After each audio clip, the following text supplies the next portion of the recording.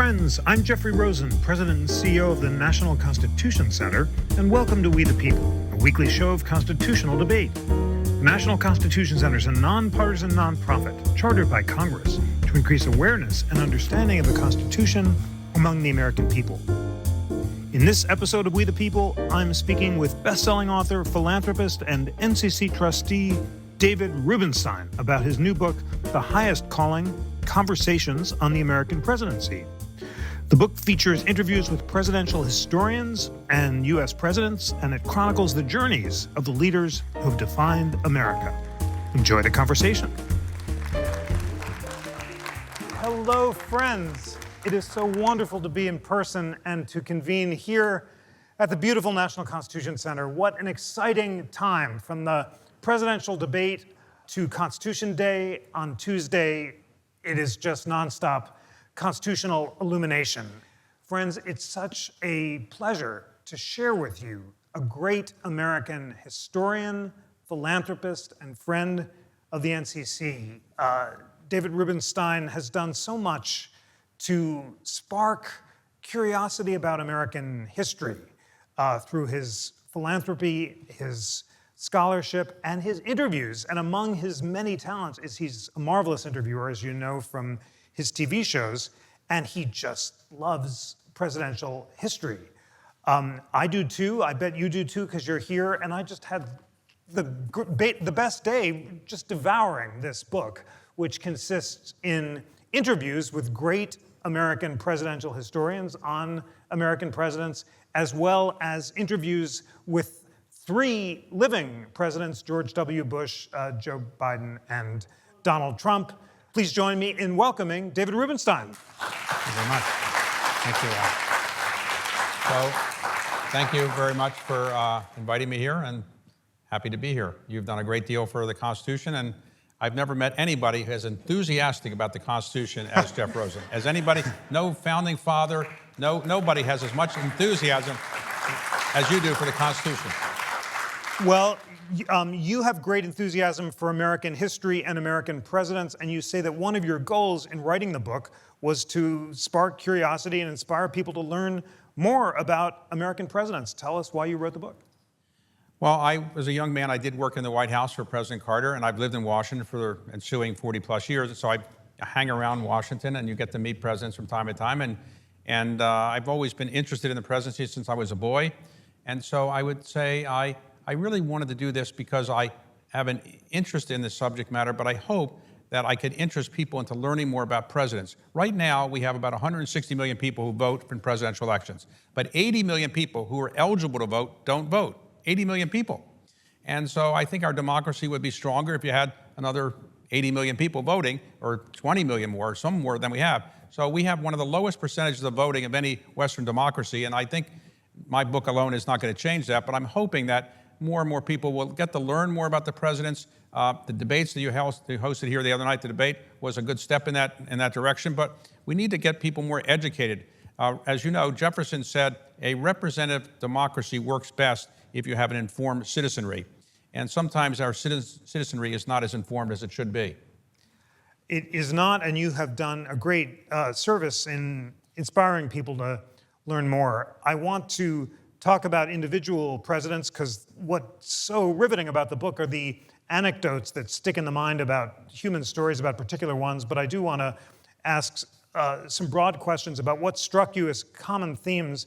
I was struck by what deep readers of history many of these presidents were, from Lincoln, Garfield, FDR, Truman, JFK, Nixon, George W. Bush, Obama, Clinton, Carter. All of them are deep students of American history. Were you struck by that, and how is that reflected in their presidencies?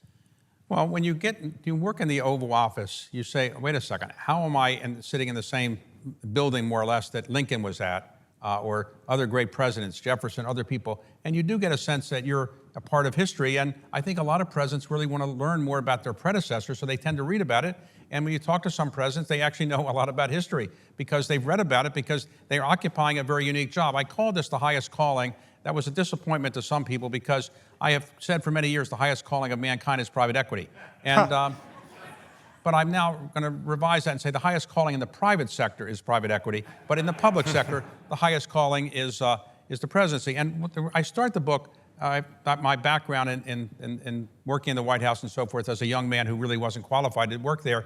But the part of the book that I kind of talk about how the presidency did become the highest calling was really when Woodrow Wilson became president and after that. Now, let me explain. When George Washington was president, it's a great thing. He was a great leader, but nobody around the rest of the world that focused on George Washington. Even when Lincoln was president, you know, he wasn't a world leader. He was known and admired, but not a world leader. But when Wilson went to Paris to negotiate the Treaty of Versailles, he had, when he entered Paris, hundreds and hundreds of thousands of people cheering him. We'd never seen a U.S. president treated that well abroad, and most presidents never had gone abroad. He spent 6 months in Paris, and it became clear then that the president was the most important person, certainly in the Western world and maybe in the world.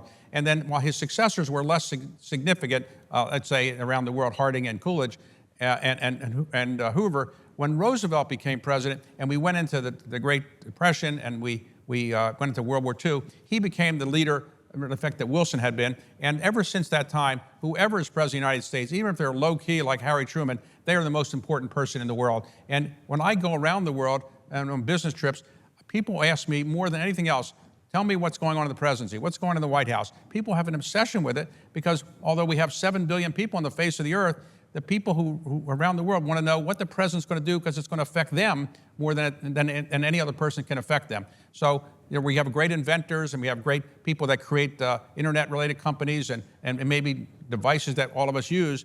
But the life of most people around the world is probably going to be affected more by what the President of the United States does than by any other single person. And that's why it's really the highest calling. And that's why so many people who are so ambitious and want to help their country decide to become president. And I'll just final point on this. Why should somebody want to be president? Think about this. John Kennedy was assassinated. Lyndon Johnson was driven out of office. Richard Nixon had to resign. Gerald Ford couldn't get reelected. Jimmy Carter couldn't get reelected. Ronald Reagan was almost assassinated and then had the scandal of Iran-Contra. George Herbert Walker Bush couldn't get reelected. Bill Clinton had the impeachment and so forth. Donald Trump was impeached twice. So why do people want this job where to get it, you have to spend 2 years of your life basically running around the country begging for money, bad hotels, bad food, no exercise, no family time. Why do people want this? Because I think they feel it is an obligation to give back to the country, and this is the best way to give back to the country. And I think a lot of very talented people have tried to get this job, and sadly, we don't get as many people trying to get it as I think we should. And final point, I would say the real final point is, when this country started, 1776, we had 3 million people in this country, 3 million people. 500,000 of them were slaves, and they couldn't be in government. 1.25 million were women. They weren't allowed in government. 10,000 were Jewish. They couldn't be in government. There were 500,000 people who were white Christian men who didn't own property, so they couldn't be in government. So you got about 400,000 people who could be in government and serve. And out of that, you got George Washington, Thomas Jefferson, John Adams, James Monroe, James Madison. Think about that. Plus, not to mention Hamilton and Franklin. Why did we have such great leaders then, and now we have less? And my theory is the really talented people in our country now go into private equity. That's my theory. Is it right that the current folks are that much less talented? When I read the depth of reading of, take the most recent ones, from Clinton to W. Bush to Obama, those three, and H.W., who you knew well, you say could have been one of the founders. On balance, it struck me that our recent presidents have been better than I thought. What do you think? Just in general, in terms of being prepared, scholarly students of history, about as good as you might hope for in a democracy. You mean the people today? The relatively recent people today were a pretty good bunch. The people that become president today are reasonably prepared because we get people who have come out of government and they've been around typically. Donald Trump is an exception. I think people are reasonably prepared, but nobody can really be prepared. Nobody can be prepared. I don't care if you're George Herbert Walker Bush, you're vice president for 8 years, or Joe Biden, vice president for 8 years. There's nothing like sitting behind the resolute desk in the Oval Office and having to make the decision yourself. And every decision that comes to the president is a very difficult one. I would have gotten decided earlier. So it's a really tough job, and it ages these people. I mean, you can see, look at the age, when Barack Obama became president at the age of 47, he had no gray hair. And he left with a lot of gray hair. It ages you. It's a tough job. And I have to say, we don't pay our people that much as President of the United States, but obviously they make money after they leave and the way our system now works. But it is amazing how, you get some talented people coming to the fore, and it is amazing how the American people take the election reasonably seriously. I just wish more people would take it seriously because, again, 80 million people don't vote that could vote. One other general question, how much does character matter? You mentioned Wilson. Of course, his reputation has plummeted largely because he resegregated the federal government and the degree of his white supremacism and racism. Is it being on the wrong side of history, or is character important in defining whether you're a success? Well, of course, being on the wrong side of history is something that changes the view of some of our presidents. So, for example, Woodrow Wilson was honored by the Democratic Party as a progressive leader for a long time. President of Princeton, New Jersey governor, and then just 2 years after he had been elected New Jersey governor, becomes president of the United States. But as president of the United States, he resegregated the workforce in Washington, D.C., which was a reflection of the fact he'd grown up in a segregated South, and he was growing up during the end of the Civil War period of time. So he resegregated the workforce. He also deceived the American people by really being very injured and having a stroke, and his wife was really effectively the president for the last 18 months. Take Jackson. We used to have Jefferson-Jackson Day dinners. That was the Democratic Party. Jackson now is vilified a lot in the Democratic Party because he was seen as an out-and-out racist and a person who drove Native Americans out of their homes and killed a lot of them and didn't seem to worry about it very much. In Jefferson's case, while he's still honored, we still have the Jefferson Memorial and we have Monticello, and I've been being a big contributor to both of those. Jefferson is now recognized for having been an owner of more than 600 slaves, and he had a relationship with a slave where he had at least 6 children with Sally Hemings. And it's an interesting story. We have a chapter in the book about it. Sally Hemings, it wasn't uncommon for slave owners to have relations with their slaves. That was very common, honestly, very, very common. So Jefferson wasn't unique in that regard. But why did he pick this one woman to want to have this relationship with? It went on for more than 20-some years. Well, the reason is really this. When his daughter, he had 2 daughters who lived to past childhood, and when one of them was with him and when he was in France, he wanted the other one to come over. She was too young when he first went there. When she was 9 years old, he sent for her because another younger daughter had died. He wanted the other daughter to come to him. So when the instructions went to Monticello, they sent a slave woman to take the child to originally to London, then to Paris. And that slave woman was Sally Hemings. And she was 14. The age of consent in Virginia, by the way, at that time was 12. It had been up from 10. So she's there, 14 years old. Why did Jefferson fall in love with her so much, or whatever the relationship was? Well, because Jefferson's wife, who had died when Jefferson was 39 years old, on her deathbed, she said, "Don't marry again. I don't want any stepmother for my daughters. I had a bad stepmother." Jefferson said, "Okay, I won't." So he never actually married again. But Thomas Jefferson's wife's father was a man named John Wayles, W-A-Y-L-E-S. John Wayles was a slave owner. He had impregnated a slave, and the result was Sally Hemings. So when Jefferson saw a 14-year-old Sally Hemings who was 3/4 white, he was seeing what his wife looked like at the age of 14 because she was 3/4 white, and he had never seen his wife as a teenager. And so I think he probably fell in love with her, and he had a deal with her that said, "If you come back with me, all the children we have, I will free them upon my death," which he did. He didn't free her because it was rumored that he had this relationship, and he didn't want to, in fact, help it along. So when he died, he didn't free Sally Hemings because in Virginia, if you stayed in the same state that you were a resident of, Virginia, and you were freed slave, you had to go before the legislature to get approval of your staying there. And he obviously didn't want the discussion of his relationship with Sally Hemings. So she actually was released, in effect, from slavery by Jefferson's daughter. But, so Jefferson has a, different history now. We love Jefferson in many respects because of the Declaration of Independence, other things he did, and the President of the United States. He was an incredible president, but he did have this relationship, which today, and he was a slave owner, and he measured very precisely the value of each of his slaves, how much money he was making from each of them and so forth. So, history changes, and we look at people differently. But there are 2 presidents that I'll just mention whose reputations have soared, I think, in recent years. One of them is Harry Truman. He was kind of ridden out of Washington, very unpopular, seen as not up to the standards of FDR. Today, though, as a result of the wonderful biography initially by David McCullough that won the Pulitzer Prize, Truman is now recognized as the man who had the courage to drop the atomic bomb, which probably saved a lot of lives, because if we had to invade Japan by conventional means, we would have lost probably 1 million American soldiers, at least that's what the estimate was. But he also helped create NATO, the UN, the World Bank, the IMF. He created the CIA as well, and he did the Marshall Plan. And all of that for a guy who had never gone to college. And he wasn't that highly respected by many people at the time. In fact, his own mother-in-law said that Harry Truman used to follow a mule as a farmer, and he was behind the mule's rear end. And she used to say, that's where he properly belonged, behind the rear end of a mule. She didn't think much of him. I don't know if any of you have mother-in-laws that don't think of you highly, but she certainly didn't think much of him. But his reputation soared. Another one was Jimmy Carter, my former boss. He lost overwhelmingly to Ronald Reagan, and he was humiliated. In fact, he just didn't really think he could have a life again. He went through severe depression, and he almost went bankrupt when he went back and saw that his brother Billy Carter had almost bankrupted the peanut farm. But he turned his life around, and his post-presidency, with more than 40 years, has done some incredible things for the country.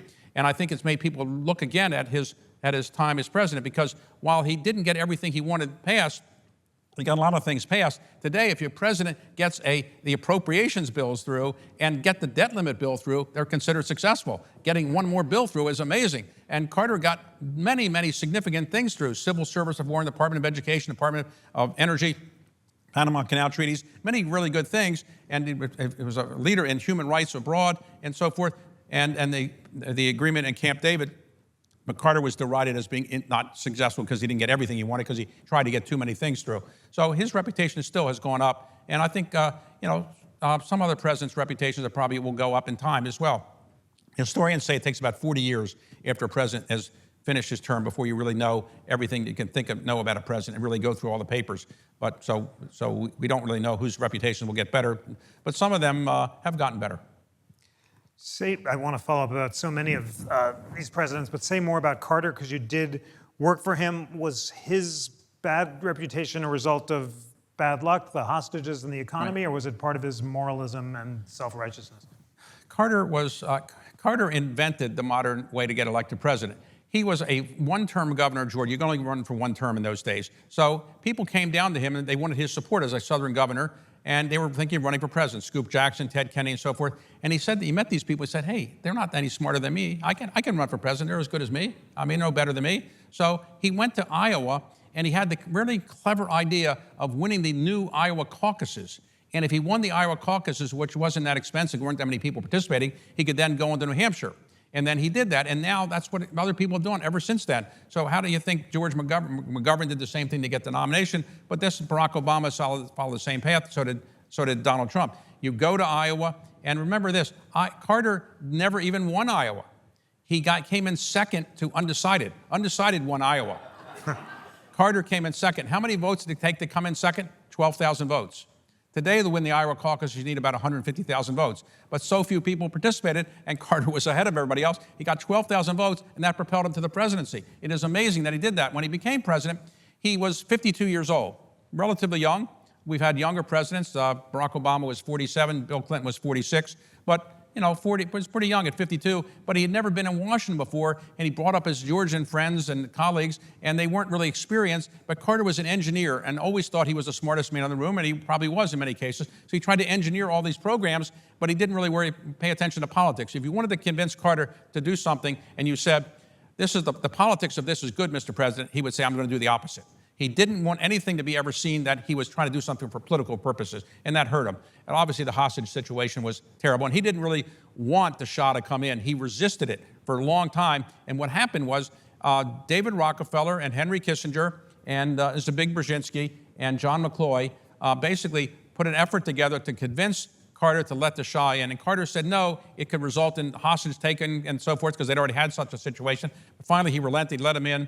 And it turns out Carter was deceived, because we were told the Shah had a cancer and it could only be treated in the United States, and now know that it could be treated just as well and was treated in Mexico. But he came in, the Shah, the hostages were taken, And we thought they would be taken, go over in a couple of days, it would be done. Carter made the mistake of saying, I'm not leaving the White House until they're back. So he was a prisoner of the White House for a year. And then every day, Ted Koppel on television saying, day X of the hostage takeover. And it just reminded people of Carter's weakness, I think. And Carter was, probably took advantage of it politically for a while, but then he also had a very tough campaign for renomination. When a president has a renomination effort in his own party and he barely can win, he doesn't get elected president. So when Gerald Ford was challenged by Ronald Reagan in 1976, Ford lost the election. And when George Herbert Walker Bush was challenged in his party for the renomination, he won the nomination again, but he didn't win the election. So the campaign by Kennedy against Carter really hurt Carter. So there were many things, and we made another classic mistake. We thought Carter is a nice person. He cares about human rights. He's not a bomb-throwing person. Reagan is a bomb thrower, we thought. And so why would the hostage takers want to ever deal with Reagan? They certainly would want to deal with Carter, but we were wrong. We were misled. We didn't realize that they said Carter was the one who let the Shah in, and therefore we can't wait to deal with Reagan. And in fact, there was probably a deal cut by Bill Casey and others that kind of said, we'll get you a better deal if you don't release the hostages until Carter's out of office. And that's actually what happened. On 15 minutes after Carter was out of office, so the hostages were released.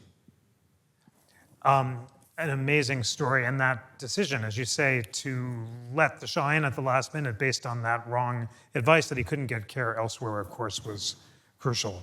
All right, let's go back to the beginning. You mentioned Jefferson. You have that really incredible detail about how the reason that Jefferson couldn't free Sally Hemings, didn't feel he could during his lifetime, is because he would have had to petition the Virginia legislature and didn't want to fess the relationship up in that way. But contrast him with George Washington. You've got a great interview with Doug Bradburn, the head of Mount Vernon, about Washington. He did free his slaves on his death, but contrast their characters, and why is Washington, in retrospect, seen as a greater man than Jefferson? Well, Washington was the military leader who won the Revolutionary War. We lost more battles in the Revolutionary War than we won, but Washington knew he didn't have very many troops, and sometimes he had maybe no more than 2,000 or 3,000 troops. They were poorly fed, poorly clothed. When they were not too far from here in Valley Forge, they were basically walking around barefoot in the winter. And Washington, to his credit, stayed with the troops. He could have said, I'm going down to the Ritz-Carlton downtown in Philadelphia. But he didn't do that. He said, I'm going to stay out there with his troops, and it was a real sign of leadership. Washington didn't really want to be president of the United States. He served 8 years as general. We won the war. He then was importuned to come back in the Constitution and preside at the Constitutional Convention. He didn't really want to do that, but he finally was persuaded by Hamilton and Madison to do that. So when he was done with that, he said, I'm done. I did my part for the country. And he also said, no male member of my family has ever lived past the age of 50. I'm 57. I don't really want to do this again. I just don't think I'm going to have much longer to live. But he was importuned again by many people to run. He ran, and he won unanimously. In fact, he won. He didn't like the job when he got it. He wanted to quit after a couple of months because he went up to the Senate to get confirmation of some people, and the senators were fighting with him, arguing with him. And he said, wait a second, I'm president of the United States. I won the Revolutionary War. You're treating me terribly. Goodbye, I'm never coming back. He never went back to Congress. He was persuaded to stay out the first term, and then he had a resignation speech or retirement speech written for him by Madison, and he was ready to give it, and then ultimately he was persuaded to stand a second term, and then finally after a second term he said, I'm out of here. And then he died in a tragic way. And Washington was a person who, there are many stories about Washington were not true. He never threw a silver dollar across the Potomac. He didn't chop down a cherry tree and tell his father about it. I don't think that was true. That was a made-up story. But he didn't have wooden teeth. He had animal teeth and human teeth. In those days, there weren't a lot of dentists. So if you wanted to make money, you had a dentist take your tooth out, and you got to pay the dollar. And so those teeth that were taken out were then put together in kind of dentures and along some animal teeth, and they were made into dentures, and that's what Washington had. You'll never see a picture of Washington or Adams smiling with their teeth. In fact, nobody in those days was smiling with their teeth because they didn't have many teeth. Adams had one tooth. Washington had one tooth, and his entire denture was held together with the one tooth that it was a natural tooth. It wasn't a pretty situation then, but here's how he died. Very tragic situation. People used to come to Mount Vernon all the time to pay homage to him. And he didn't know who all these people were. They would come and pay homage to him. So one time he's riding around in his horse, as he did every day, inspecting the farm and telling the farmers what to do and so forth, the slaves really. And then he came back and he was wet because it was sleeting that day. He had guests there he didn't really know, and they were there to have dinner with him. So he invited him to stay, but rather than go upstairs and change into clothing, he didn't want to be impolite, so he sat there in kind of wet clothing, not the smartest thing to do. So that night, when he went to bed, he got sick, and the epiglottis in the back of his throat became swollen. And so they called for the doctors. But before then, Washington said, I want to use the traditional technique that people use to get rid of bad spirits. What is that? You cut your veins. It's called bleeding. And you cut your veins, and the blood comes out, and the bad spirits go out. That doesn't work. And so, so he died. And there was a big fight over what to do with his body. Should he go up to Capitol Hill, be buried there, which people want to do, be buried in Mount Vernon. Eventually, he was buried in Mount Vernon. And, he was really honored by this country in many ways. But we didn't build the Washington Monument it didn't open until about over 100 years after he died. He died in 1799, and we opened the Washington Monument in about 1888. So it took a while to get things done in Washington, even in those days. The human stories are just so riveting. They're what leap out of the book, and it's so great to hear you tell them. So let's just run through the presidents and get as many of them on the table as we can. Gordon Wood on John Adams and Jefferson, amazing interview. Wood wrote that great book, Friends Divided. At the end, you asked him who he'd rather have dinner with. Tell us who he chose and why. Well, when the Jefferson had a really close relationship with Adams for a long time. Remember, at the Second Continental Congress, Adams was the leader. He was the real leader. He was the one who wouldn't break away from England, and he led that effort. And a man who's about 9 years younger was Jefferson, who showed up as 33 years old. He's at the Second Continental Congress, relatively new. He didn't want to be there because his wife was ill, but he agreed to stay. And finally, when they decided we're going to have a vote on whether we should withdraw from the ties we have with England, they sent all the delegates back to get permission to do that, because the delegates didn't have permission to do that. So the delegates were not there at the time. And then a couple people said, we need to have an explanation of why we're going to withdraw from England if we do vote that way. And so they had a 5-person committee: Benjamin Franklin, Robert Livingston, Roger Sherman, and Jefferson and John Adams. And because he was the youngest person, 33 years old, and he was thought to be a good writer, a terrible talker. He only made one public speech as President of the United States, his first inaugural. He hated to speak. He had a high, squeaky voice. He never liked to talk in public. But he was a good writer. So they gave him the assignment, and he was in Philadelphia, and he was renting a house. He had about 13 days to write it. And what did he do? He waited for the last 3 days. He was shopping, it turns out, and buying lots of other things. But for 3 days, he sat down and wrote it. He had 2 slaves with him, and he wrote it. And he wrote a sentence that became, as you and I have talked about before, the most famous sentence in the English language. We hold these truths to be self-evident, that all men are created equal, that they're endowed by their Creator with certain unalienable rights, that among these are life, liberty, and the pursuit of happiness. That sentence was mostly ignored. That people were really focused at the Continental Congress on what the sins were of King George. There were 27 of them. They were edited heavily at the Continental Congress. He was so upset that he wouldn't even talk about it in the Continental Congress. He never objected to any of the changes. He later wrote a letter to his friends saying, here's my version of the Declaration of Independence. Here's their version of it. Isn't my version better? And in the end, 9 years later, he finally admitted he was the author of it. And in fact, in his epitaph, he now says that's the most important thing, was author of the Declaration of Independence. So what happened? On July the 2nd, we voted to break away from England. And the resolution was agreed to, the Adams resolution. Richard Henry Lee and Adams had a resolution to do that. That night, July the 2nd, they took up the resolution, the Declaration of Independence. And they debated on the night of the 2nd, the 3rd, and the 4th. They finally agreed to the text. And on the 4th, they finally agreed to the text and they sent it to a printer. On the night of the 2nd, when the original resolution to break away from England was agreed to, Adams wrote to his wife, Abigail, saying, July the 2nd will be the day that we celebrate American history for the rest of time, because this is the day we broke away. And July the 2nd was the day that he thought was important, because he was the person who was the progenitor of that.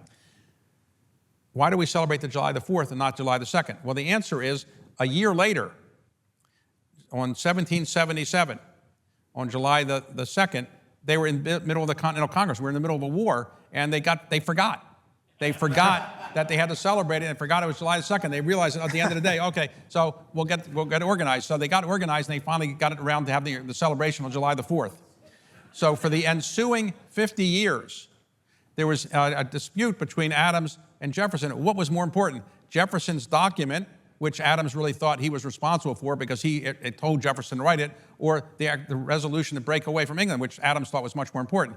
And so for 50 years, these men had some dispute. They became closer at the end of their term, at the end of their lives. But amazingly, they both died exactly 50 years to the day of the Declaration of Independence having been signed. They both died on July the 4th, 1826, which was seen by citizens in the country as a sign from Providence, or God, that these men were really unusual. And on his deathbed, Adams said, Jefferson still lives, and didn't know that Jefferson had died a few hours earlier. And, they're really incredible, the intellect that both of them had, but they didn't get along, and they really fought over many things, but one of them was who was more responsible for the success of the revolution, the person who got the resolution that through the Continental Congress, or the person who drafted the Declaration. It's an amazing chapter, an interview, and you asked Wood what he'd ask Adams, and he said, you accomplished so much. Why were you always so jealous and feeling like you weren't getting enough credit? And then you said, who'd you rather have dinner with? And he said, I'm from New England. It would have to be Adams. Next, after your amazing chapter with Annette Gordon Reed and Jefferson, is Ted Whitmer on Lincoln. Whitmer wrote that book on the 13 days that involved Lincoln's trip to be inaugurated, including a stop at Independence Hall, where he said, I'd rather be assassinated on this spot than abandon the principles of the Declaration. Tell us about Lincoln. More books have been written about Abraham Lincoln than any other living American, by far. And so, you can say, why do we need to read more about Lincoln? Everybody knows everything about Lincoln. But I've read many of these books, not all of them. There are 20,000 or so books on Lincoln. But many of you have probably read the Doris Kearns Goodwin book. That was a really great book. But this book was a book by Ted Whitmer, an American historian, who wrote something I didn't really know much about. It turns out that when Lincoln was getting ready to come to Washington, D.C. to be inaugurated, the inauguration in those days was in March, not in January. So they would get elected in November, but there was a long period of time before you were actually president. And during that period of time, the South was getting in revolt. South Carolina seceded. Other states were getting ready to secede. And Lincoln had to deal with that. The then incumbent president, James Buchanan, didn't seem to be particularly worried about it. He didn't really want to do anything to stop it. And in fact, he probably was, supportive of slavery. Lincoln was not actually against slavery. He just didn't think it should be expanded beyond the original 13 colonies that had the right to have slavery under the Constitution. So how did Lincoln get to Washington, D.C.? Well, he couldn't take a train that would go through Kentucky or other southern states. That would be a more direct route, but he was afraid that he could be assassinated there because these were Confederate states, or about to be Confederate states. So he took a very circuitous route, went through the north, and he actually went to 60 different cities. And he made a speech in every city. Remember, people had never seen him before. He was a relatively unknown person. He had only been in Congress for 2 years, and he really had never been governor, never been a senator. And so people didn't know what he looked like. People had never heard him. They didn't have television in those days. So he was using it as an opportunity to get to know people and give his views. And he made 60 different speeches. And he made maybe his most famous one at Independence Hall. And then it turned out that there was a plot to kill him. It was in my hometown of Baltimore. And so therefore he cleverly used a Mr. Pinkerton, who was a guard, and later created the Pinkerton Agency, to help him move a train, get into a different train that was expected. And he got through Baltimore. But he came into Washington. People had said dressed as a woman. That wasn't true, but he was disguised a bit, and he came in and he went to the hotel and stayed in the hotel for about 10 days before he was inaugurated. It was incredible when you think about it, and as great as Lincoln was, he said in his inaugural address, he did not want to get rid of slavery. He wanted to, actually was in favor of an amendment to the Constitution that would have reaffirmed slavery in the original states. But later, he became the great president that he became by winning the revolution, the Civil War. And remember, a lot of times in those days, a lot of people in the North, in Philadelphia and other places said, look, the South wants us to secede, let them go. We don't need them. We can be a great country without them.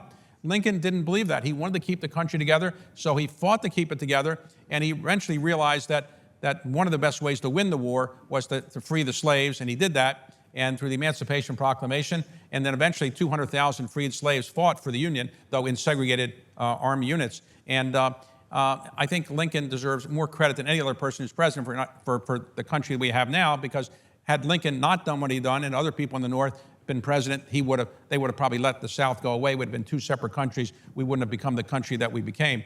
Lincoln also had a certain humility about him. He didn't say, I won the Civil War. I just won the Battle of Gettysburg. Don't I deserve, pat me on the back. He never said that. He was a very humble person, self-deprecating humor. He also had although he had no education to speak of, he could write the English language better than anybody we've ever seen, possibly except for Shakespeare. And so when you think about it, he wrote 272 words for the Gettysburg Address. He spoke for 2 minutes there, and those 272 words are the most eloquent statement about what this country's all about that anybody has ever written before then or since then. And he did it, by himself. He didn't have a speechwriter. He didn't have a team of speechwriters. He didn't have ghostwriters. It's incredible. The second inaugural address, the most eloquent inaugural address probably of all time, was written by him himself. So an incredible person, and it's tragic that he died at the age of 56, and he died in part for two reasons that I'll just mention. He had a difficult relationship with his wife. She was complicated, let's say it that way. And a couple days before the assassination, Lincoln was in Northern Virginia inspecting the victory that they'd had in the Richmond area in Northern Virginia. And with him was Ulysses S. Grant, who was the victorious general, and some other generals. And at one point, Lincoln is riding on a horse. They didn't have they didn't have anything other than to get by on horses. He's riding on a horse, and for one short period of time, another general's wife, an attractive young woman who was married to another general in the North, happened to be riding alongside him. Mrs. Lincoln got jealous, and she yelled at this woman and got in a big argument. Well, Mrs. Grant, Ulysses S. Grant's wife, was there and saw this and said, I don't want anything to do with Mrs. Lincoln. So on the night of, I think it was April 14th, Lincoln invited Ulysses S. Grant to accompany him to Ford's Theater. And he asked his wife, well, guess what? The president wants us to go to the theater with him. She said, no, I don't want to see Mrs. Lincoln. I don't want to be with her. We got to find an excuse. So they made an excuse that they had to go to New Jersey to visit their son. So they took a train to New Jersey. Had they gone to Ford's Theater, the military entourage around Ulysses S. Grant would have certainly prevented John Wilkes Booth from getting close to Lincoln.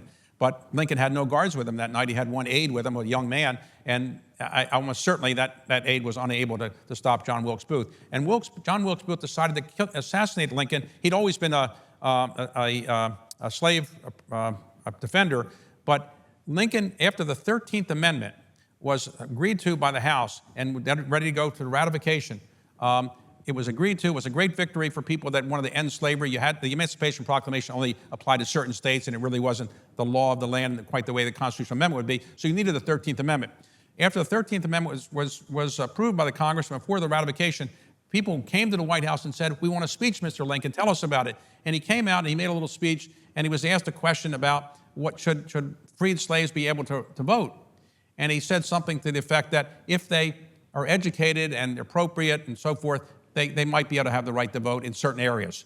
That John Wilkes Booth was there. He heard that, and he said, no voting for former slaves. And he was so incensed that he went ahead with his plot to go ahead and assassinate Lincoln. Lincoln died at the age of 56. Had he lived, Reconstruction probably would have worked better. His successor, Andrew Johnson, wasn't really in favor of Lincoln's programs on Reconstruction. Reconstruction backfired and led to all the Jim Crow laws and the Ku Klux Klan and so forth. Had Lincoln lived, the country would have been much better off. That's such a crucial detail that it was Lincoln's embrace of the right to vote that led to his assassination, and then you show how that was the centerpiece of Reconstruction and Grant's commitment, in at least the beginning, to Black voting rights, ultimately subverted by the Compromise of 1876. Your Grant chapter is great. It's with the great Ron Chernow. We learned from that interview that Ron Chernow learned his craft from being a journalist and as well as an English major, and that's how he could tell those great stories. And he also tells us about Grant's alcoholism. He wasn't drunk all the time, but he'd go on benders. Tell us about Chernow and Grant. Ulysses S. Grant was a person who didn't really want to go to be in the military, but his father had a tannery, and when he was growing up, he had to smell the effects of the tannery all the time, and it kind of made him sick, and he just couldn't want to be around that. He wanted to be in his father's business. His father got him an appointment to the military academy, and Grant went, but he kept thinking that there was legislation in Congress to get rid of the military academy. He kept hoping that legislation would pass so that they could get rid of the military academy. But he went there in the middle of his class, not a great student particularly, fought in the Mexican-American War with Robert E. Lee on the same side that they didn't really know each other. And then Ulysses S. Grant had an alcohol problem.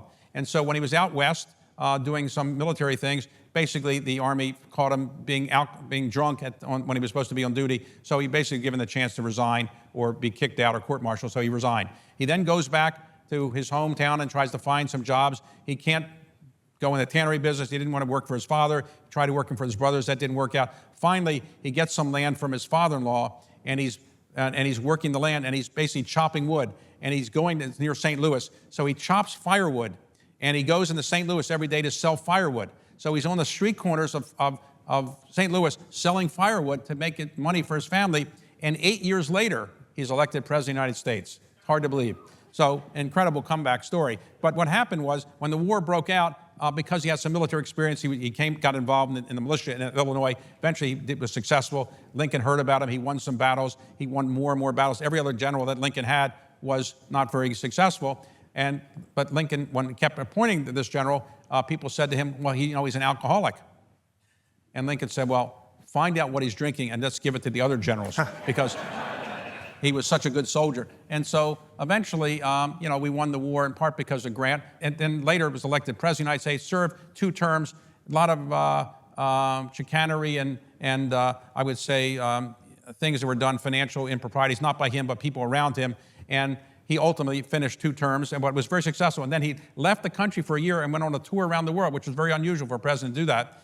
Came back, got into business, put all of his money into his son's business. He went bankrupt, and ultimately Grant had to figure out how to make money for his family. He was broke, completely broke.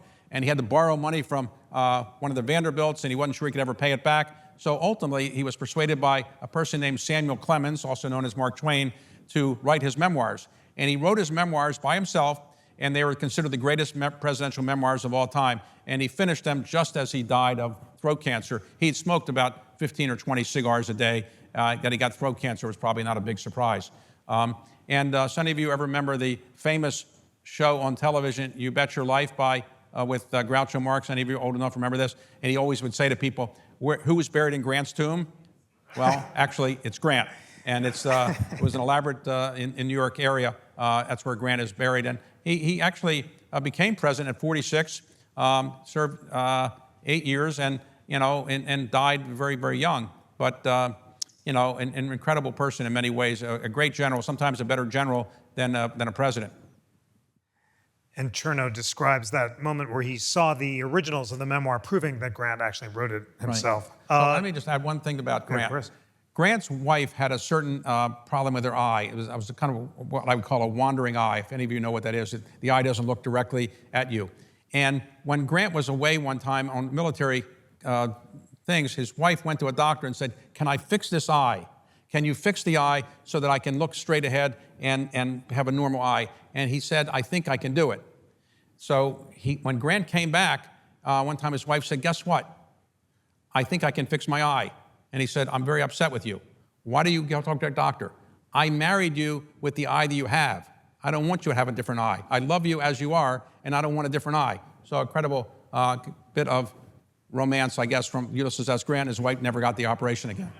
No, it's a beautiful story. It really conveys the intensity of their relationship and called to mind Woodrow Wilson's unexpectedly passionate love letters to his second wife. But let's keep going in order, because this is just so great to hear all these stories.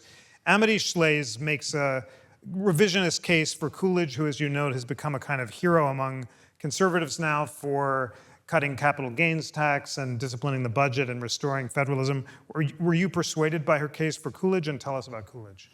Coolidge was a person who went to Amherst, was a New England person who was very flinty, very cheap, didn't like to talk very much, not a particularly great student or anything. But he got elected to some local jobs and eventually got elected governor of Massachusetts. And there was a police strike at the time, and he famously said, "There is no right of the police to strike against the public at any time." That statement went around the country, and all of a sudden Coolidge became a hero because he broke the police strike. And so when Harding was looking for a vice president, he picked Coolidge.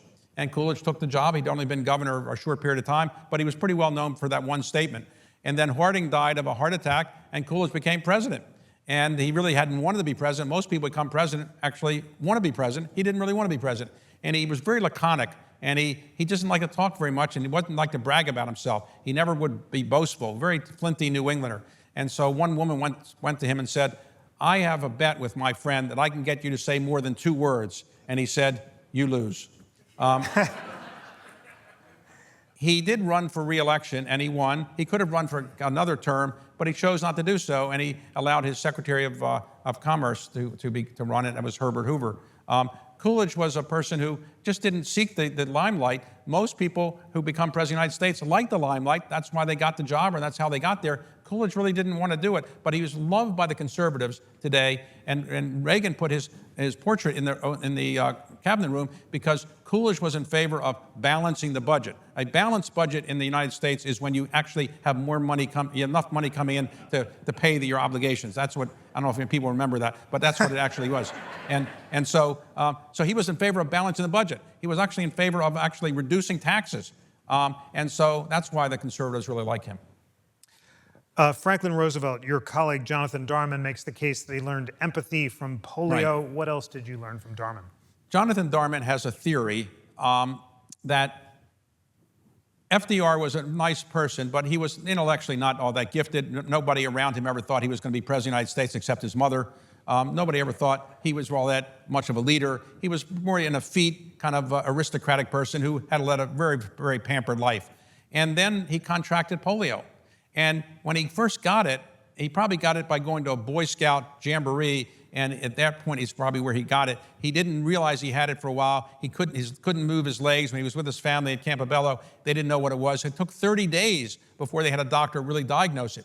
Had they known what it was on the first day, they probably could have treated it more effectively, and he probably would have been able to walk again. But because they waited so long and they didn't give it proper treatment, he never could walk again. He looked like he could walk, but he was always holding on to somebody else. But the theory behind this article and this interview is that Roosevelt was relatively a pampered, effete aristocrat, but because the polio gave him such drive to learn how to walk again, to appear to be vigorous, that he gave him a grit and a personality and a drive that he never actually had before. And so the theory is that without polio, Roosevelt never would have been elected president, and he never would have been able to do all the things he did as president, and he served 12 years as president. Sadly, he ran for a fourth term, and he was probably half dead at the time. He'd only lived 45 days into the second term, and then Truman became president, and Truman had only met Roosevelt twice in his life, once before he was president and once while he was vice president. They only met twice. He had no knowledge of the atomic bomb secret. He didn't know anything about the war strategy, because in those days, there was no office for a vice president in the executive office building or the White House. The only office was up on Capitol Hill, so they never even saw each other. And then it's amazing that he became president of the United States with so little knowledge. Truman, as you said, the McCullough book is definitive, but Jeffrey Frank focused on his presidency and praised him both for the civil rights accomplishments and also for the fact that FDR had wanted to pick Jimmy Burns, who was a big segregationist. Things could have turned out so differently if someone else had been picked. Well, Burns had been Secretary of State, but he was a racist, and it was generally thought that it might be too complicated to pick that person, so ultimately he picked Truman. Roosevelt's first vice president was John Nance Garner, who famously said, the vice presidency is not worth a pitcher of warm spit. And that's not actually what he said. He actually said, it's not worth a pitcher of warm piss, but it was cleaned up over the years. And so after 8 years, he was done. He didn't want the job anymore. Then they got Henry Wallace, who was very liberal and maybe thought to be too liberal, and Roosevelt was nervous about him, so he got rid of Wallace, and he was looking for somebody else. And people recommended Truman, who was done a reasonably good job as a senator, seen as part of a corrupt machine in Missouri, but he was seen as pretty honest himself. But, you know, amazingly, he was not a person who had any college degree. Every other president in the 20th century had a college degree, but not Truman. And then he turned out to be, I think, one of our best presidents. Eisenhower and Susan Eisenhower on her father-in-law? No, her father. That's her grandfather. Her grandfather. Dwight Eisenhower had two children, two sons. One died very young, and then the other one, John, lived on, and he had three children, two daughters, and a son, David Eisenhower, and then two daughters, Susan and Ann. And I was growing up as a little boy. I remember Eisenhower. Some of you nobody here looks as old as me, but Eisenhower was, I thought he was an old man. But I looked it up. How old was he when he was elected president of the United States? 62. We'd love to have a president that young, right? But he was only 62 years old. And he was famous for playing a lot of golf. We wouldn't ever elect a president who plays golf, right? But But Eisenhower, while people in my era thought he did very little as president, in fact, he got the interstate highway system through without using appropriated dollars. He got the space program off the ground. We built up an incredible strategic missile advantage over the Russians, and we didn't go to war. No soldier was killed during Eisenhower's term as president. So we had a lot of prosperity. The United States zoomed past the rest of the world in the economy. We were, right after World War II, we were 50% of the world's GDP. And so a lot of that prosperity came about under Eisenhower, but he was relatively not a guy that wanted to brag about it. In fact, he was one of the people who took greater pride in what he did before he became president than what he did as president. And Susan Eisenhower recounts his history as president, and then it turns out he was the best person who was president who knew how to cook. He actually learned how to cook. He was from a family in Texas and Kansas, and his family was all German speaking. I mean, they were descendants from Germans, and they spoke German in his household. Think about this.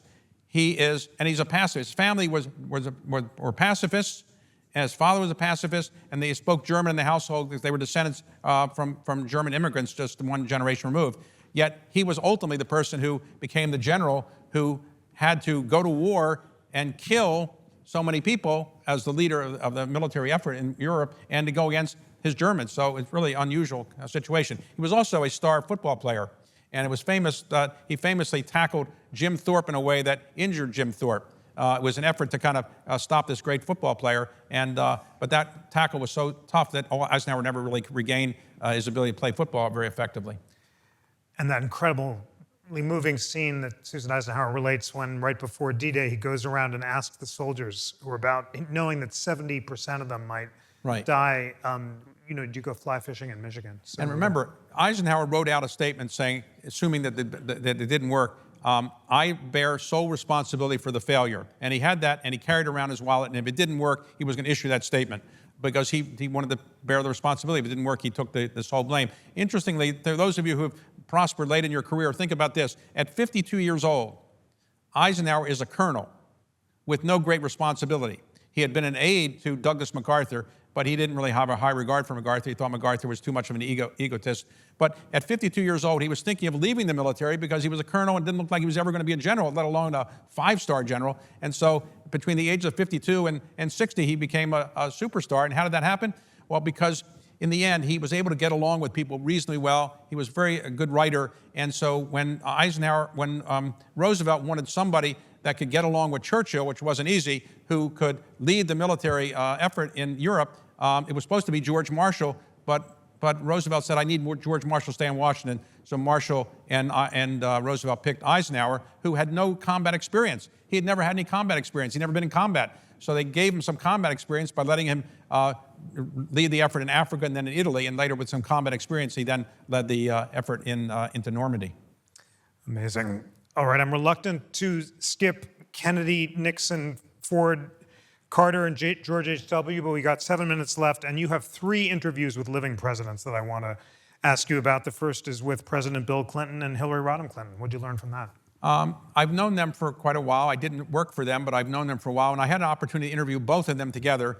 And when you think about it, we've had a lot of powerful first ladies, but nothing was comparable to Hillary Clinton because she was, when they were running for election the first time, they said 2 for the price of 1. And what people didn't really know what they meant, but she was really an intellectual partner of Bill Clinton. She was a better law school student, as Bill Clinton would say, than he was. And while Bill Clinton is really, really smart and has a great policy knowledge and has a beautiful brain in many ways, Hillary Clinton is probably smarter. She's very, very smart, and she wanted to be more involved. And so even though Eleanor Roosevelt broke the mold for a first lady that was very actively involved in helping her husband in some ways, Hillary Clinton broke the mold again. And remember, while she was first lady, after she finished, as they were wrapping up the second term, she ran for the United States Senate. No first lady ever run for any office before. She got elected to the Senate and then got reelected and then ultimately became Secretary of State. So I interviewed them both together, and it's a complicated interview because they don't like to do interviews together. I think they don't like to talk over each other and then get into disagreements, and so they don't really do that many interviews together. But this one I did in New York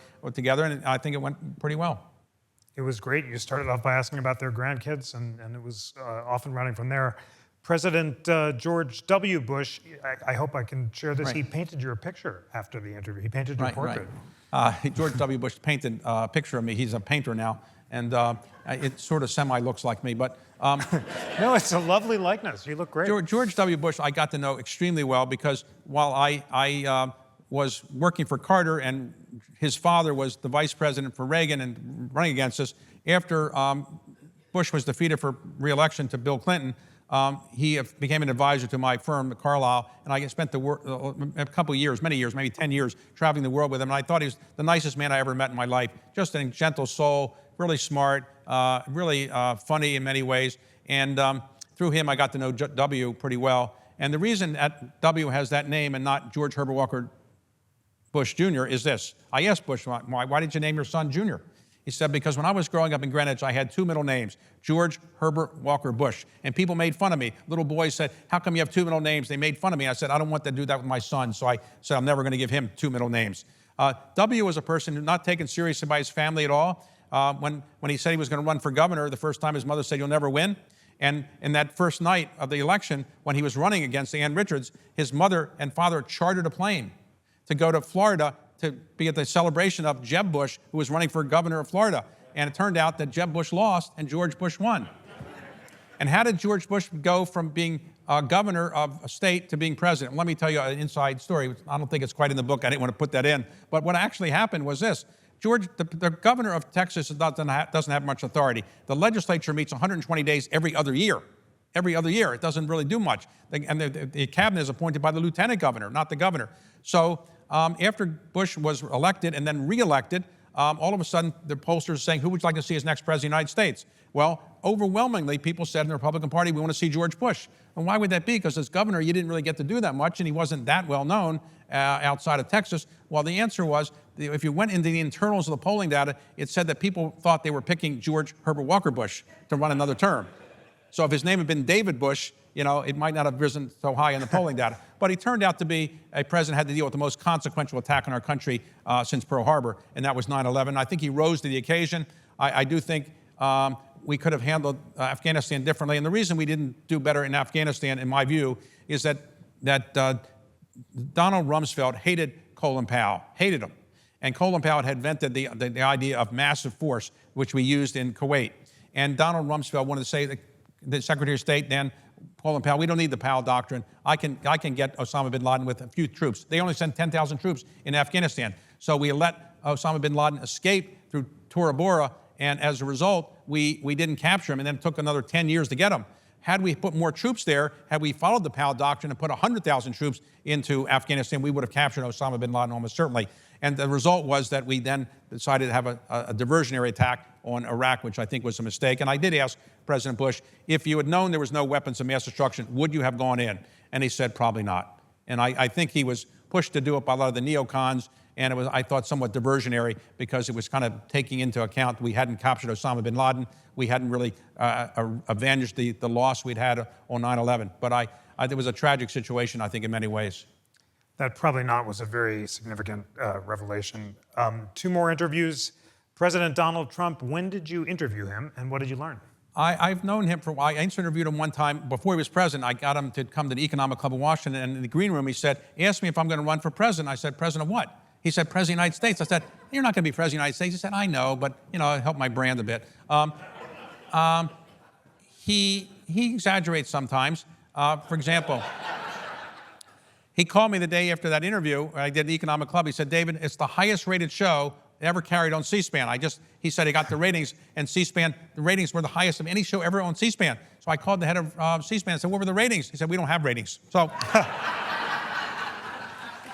but I've gotten to know Trump, and actually, one-on-one, leave the policy things aside, one-on-one, he can be a very charming person. I had dinner with him to prepare for this, went down to Mar-a-Lago, and I've known Mar-a-Lago for a while because before he got involved in politics, my parents who lived in Baltimore, when they moved to a suburb of Baltimore called West Palm Beach, Florida, I used to go down there and have events there, and it was very pleasant. And then I had dinner with him there, and he agreed to do the interview, but the only time we could do it was the day of the trial. And I said, you're really going to be able to focus on this interview? He said, no problem. So I had the interview, and then a couple minutes later, we went into one of the trials. The interview with Joe Biden, I've known Biden for a long time, and it's public knowledge that I let him use my house in Nantucket for Thanksgiving. He likes to go to Nantucket for Thanksgiving. It's a 40-year family tradition, and I don't like to be in the cold weather in Thanksgiving, so he goes there. He likes my house. I would say I've known him a long time. I'll see him this weekend because we have a celebration of the Blair House. I think it's the 200th anniversary of the Blair House, and I've helped reconstruct it. And so I've known him for a long time. He's pretty much what you see is what you get. He's a blue-collar kind of guy, snappy on the back, really cares about relationships. I don't think at the time I did the interview, he expected to run. And I think when the history is written, the biggest mistake that either party made or either person made in this campaign was to agree to an early debate. If Donald Trump loses the election, it'll be because he agreed to an early debate. Had he not had an early debate and he had the same debate with Joe Biden in October, it would have been too late to substitute, and probably, I think, Trump party would have won. From Biden's point of view, the biggest mistake was having an early debate because the debate forced, in effect, the other Democrats to push him out, and had the debate been in October, he would have not had time to really push him out. But in any event, Joe Biden I spent an hour alone with him in the Oval Office, no staff, nothing. And, he's, you all know him probably pretty well because he regards this as his adopted state. I would say he's a nice person for sure, hail fellow, well met. He's really a guy that really gets along with people, has a blue-collar mindset. But the most interesting part of the interview, and the thing that I knew would be the most interesting, when he talks about his parents. Very close relationship with his mother, very close relationship with his father and his family. And,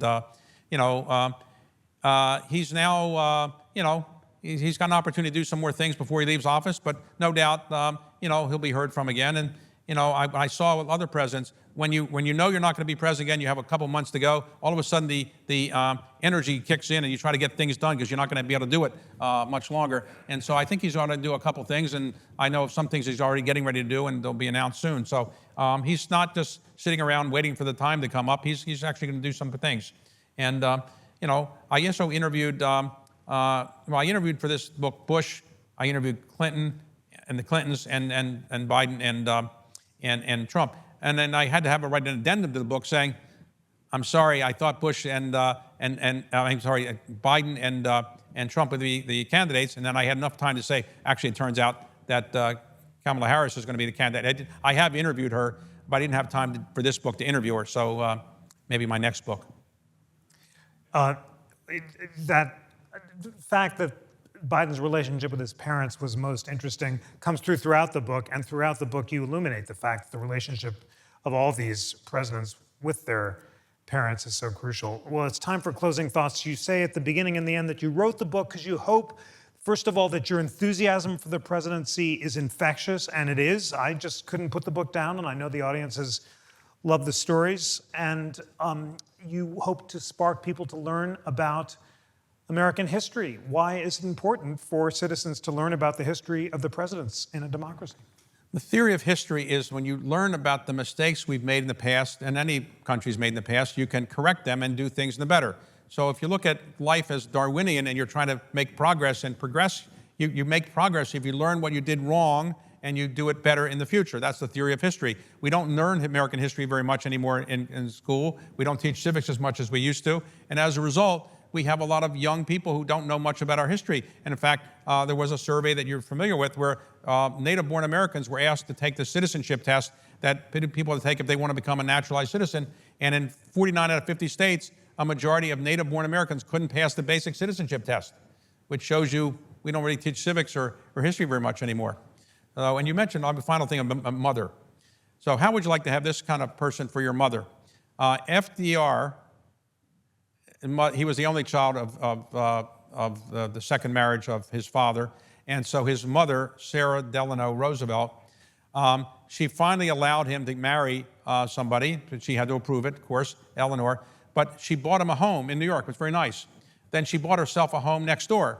And she cut a hole in between a doorway so she could go between the two homes. So how would you like to be Eleanor Roosevelt, having your mother-in-law with a pathway into your house for many, many years? Complicated relationship. Well, I spoke at the Roosevelt house there, and you can imagine her jumping in, and she would also listen in on the phone whenever he talked. And he said, "Mama, I can hear you breathing." David, you do end by saying that the reason to keep going, what keeps you young, is having something to get up for, having a mission. And you also say the most important thing is what your parents would think about what you've done. I know your parents would be very proud of you for writing this book and for all you've done to inspire Americans to learn about history. Please join me in thanking David Rubenstein. Thank you. Thank you.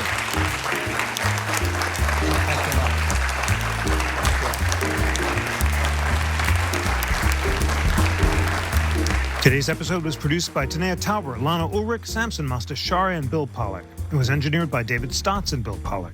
Research was provided by Samson Mastashari, Cooper Smith, and Yara Durese. Friends, September 17th is Constitution Day, the most exciting day of the year at the NCC in a month that's had a lot of excitement, as many of you know. On Constitution Day, we're going to have a wonderful series of programs.